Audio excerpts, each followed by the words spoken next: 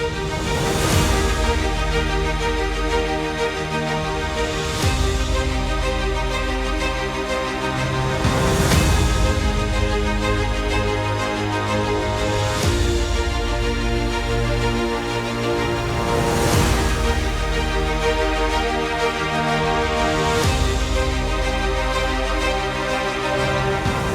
a legacy for a prosperous and sustainable future. It is my honor to announce the King's South Africa Medal of 1901 and 1902 to Candice Beaumont by our chairman, Lakshmi.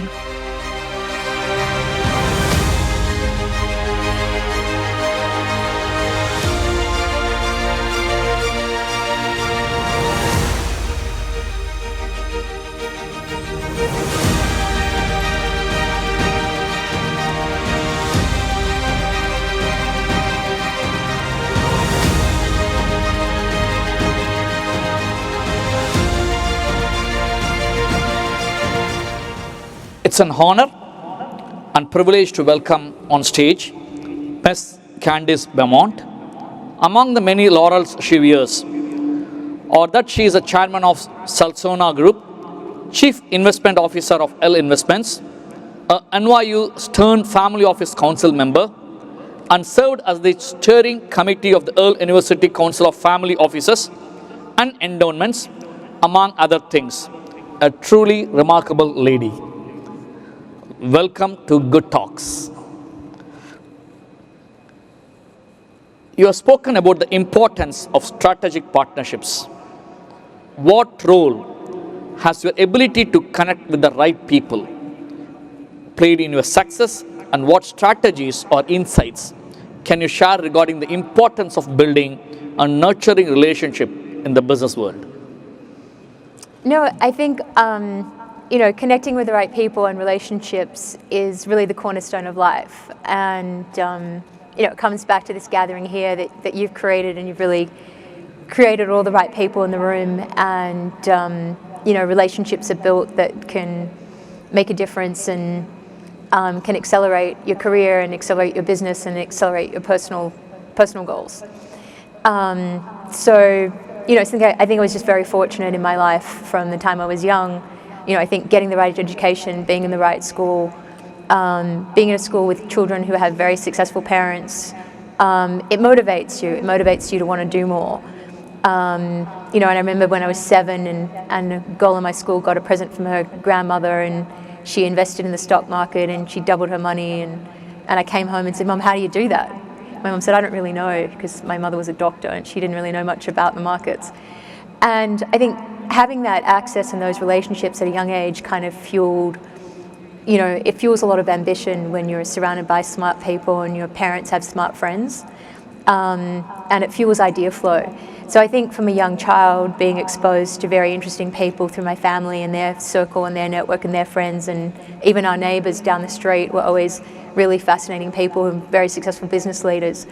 I think that it fuels your idea flow and it fuels your imagination as a child.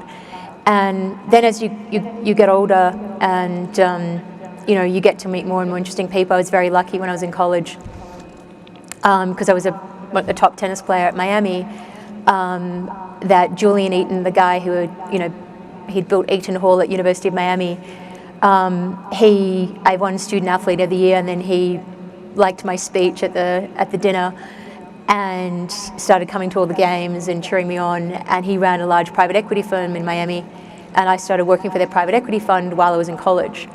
And because of NCAA rules, I had to work for free, because otherwise they'd say I was getting paid for being a professional athlete when I was really doing real work. And so that was kind of one of the early relationships in college. And because I was very ambitious when I was young, I started working for them while I was in school, working for the private equity fund. And then when I wanted to go into investment banking, I was very lucky. Once again, it was a relationship, and I wasn't in the right school. I was at University of Miami, and I was harassing the dean of the business school. I'm the smartest student. I'm a straight A. I'm one of my class, and I can't get an internship at Goldman Sachs for the summer. And I didn't realize Goldman Sachs doesn't hire sophomores, not even if you're at Harvard. But I thought it was just because I was at the wrong school. And so I was harassing the dean of the business school to help me, and when they gave out mentors, I was lucky because I was harassing the people in the career center every day. They gave me the best mentors on the board of the school who ran a VC fund. And he was one of my early mentors. And then, you know, I always went to these type of people when I was very young for advice. And, you know, he told me when David Kamansky, the CEO of Merrill Lynch, was then COO, came to Miami for a presentation, he's like, oh, here's your opportunity. The dean of the business school said, you know, he wanted to help you. Write him a letter, this is how you do it. And, you know, kind of coach me through the process. When you're young, you need coaching. And that's how I got my first job on Wall Street. Wow. It was from the dean of the business school, because the CEO of Merrill Lynch was, and he later became CEO. And I never really told anyone. People asked, how did you get here? How did you become a summer analyst? And I was like, oh, I worked really hard. I called a lot of people, which I had done.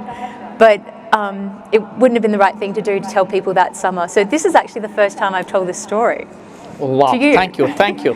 For this audience, being on the right time and right people always matters. Yeah. Right, and you have been lucky enough to have that both coming together for you. I just want to pick up a point from where you said about being a tennis player. How do you connect sports with the business? What's your learning curve from the sports to the business? For me, I mean, tennis was really the foundation of my life from the time I was, you know, 9 years old.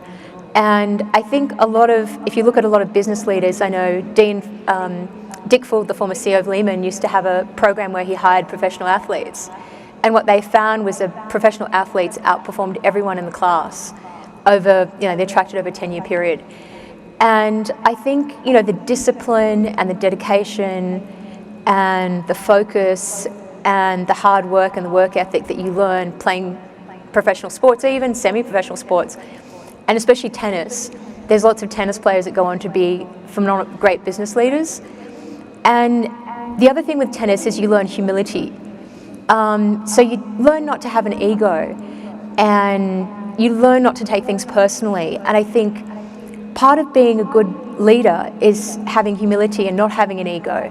And maybe when someone offends you or they rub you the wrong way, you don't take it personally and you move on. And when you're playing professional sports, sometimes, you know, we might be playing for Australia in a competition, and we're playing in the quarterfinals of a tournament, and I want to win and you want to win. We both want to win.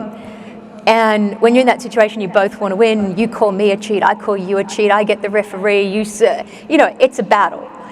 And then you get to the end of the battle and you're like, okay, we're mates, let's go have beers. Now we're going to play doubles together. We're going to, you know, we're playing the United States or, you know, Europe or France, and we're going to go kick their ass because we're teammates.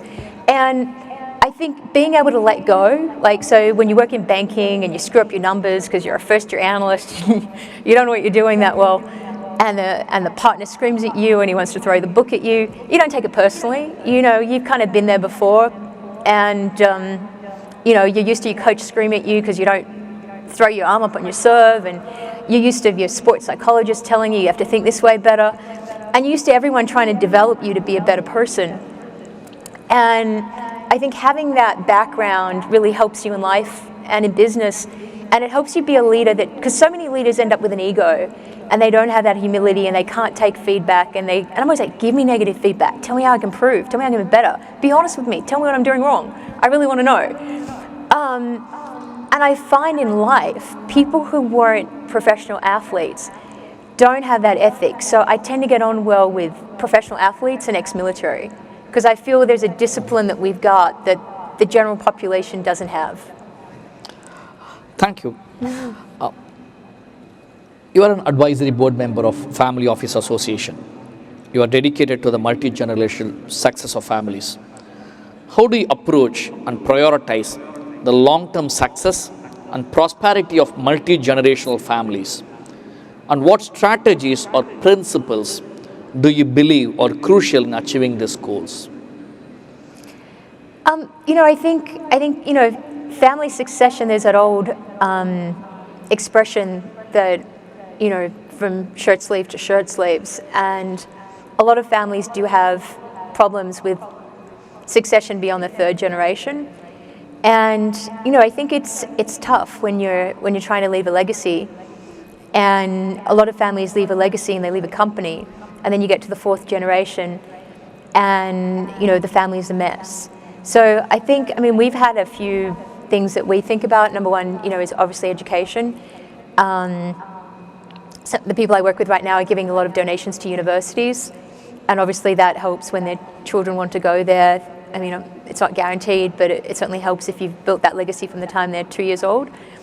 And having that exposure, like we spoke about earlier, to the right people. If you go to the right university, you're going to be surrounded by smarter people. That helps to develop, the next generation of leaders. And then look, if I had a kid, I'd be bringing them to your event, because look at all the interesting people in the room they'd get to meet here. And I think exposing them to different people in different circumstances. And then one of the rules we've had is the next gens have to work outside of the family business. So when they graduate college, you don't want to go and work directly for mum and dad, because you don't have discipline, and the father can't really tell the kid how to be disciplined and how to work hard, or can't demand that they pull an all-nighter tonight to get the work done. But when you work for a bank and you've got a boss and you're on a high-profile deal and you've got competitors, and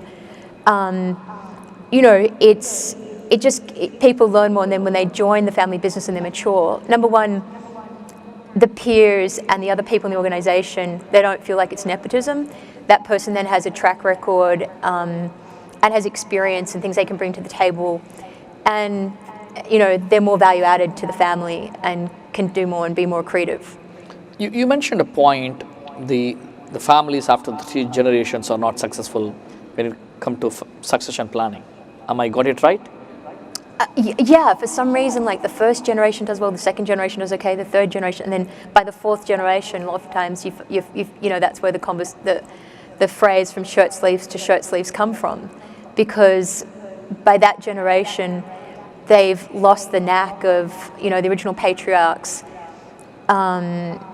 business acumen and the motivation, and it's not there by the fourth generation. And sometimes, even unfortunately, they're doing things that are destructive to the business rather than constructive. As a supporter and a part of Clean Earth and Alternate Clean Energy, you are facilitating the way the energy is produced, stored, transmitted, distributed, and consumed, all while reducing or mitigating greenhouse gas emission. Could you please explain the significance of the present moment in our planet's history of undertaking this? Yeah, well, Alternate Energy is a great company, and we're really excited about it. It's going public on the NASDAQ, and we're thrilled to be taking it public. And what's exciting about that company is they have so many projects they're working on, and they're all profitable, and they're all EBITDA positive.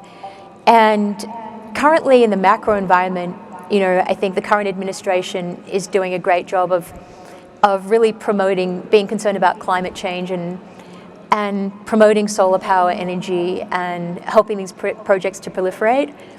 And I think solar, especially coming from the state of Florida, where you've got an abundance of sun, it's really one of the most cleanest renewable energies out there.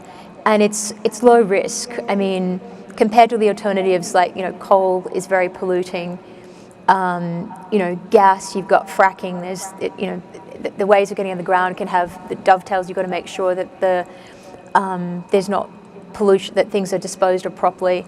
And I'm a fan of oil and gas, don't get me wrong, but there's a lot of issues, and there's a lot of pollutants that come off production.